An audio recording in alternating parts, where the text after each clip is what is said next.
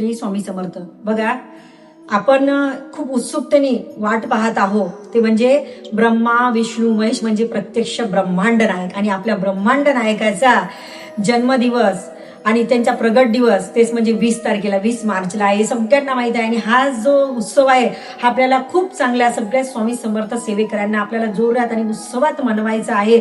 सगळ्यांनी केंद्रामध्ये जा, घरी पण जा आणि महाराजांना जो नैवेद्य आज आवडते तो नैवेद्य मी सांगणार आहे. तो नैवेद्य महाराजांना आवर्जून तुम्ही दाखवायचा आहे. सगळ्यात जर महाराजांना अतिप्रिय असेल ते म्हणजे बेसन लाडू. महाराजांना आवडणारा जो नैवेद्य आहे तो म्हणजे बेसन लाडू. भरपूर काही आहे, पुरणपोळी आहे, बासुंदी वगैरे आहे, हे काही आहे आवडते महाराजांना. पण बेसन लाडू हे महाराजांना खूप आवडते. त्याच्यामुळे बेसन लाडूचा नैवेद्य 20 तारखेला दाखवायला कोणीही विसरायचं नाही. आणि बेसन लाडू केंद्रात सुद्धा तुम्ही घेऊन जायचे आहे आणि महाराजांना त्याचाच नैवेद्य दाखवायचा आहे.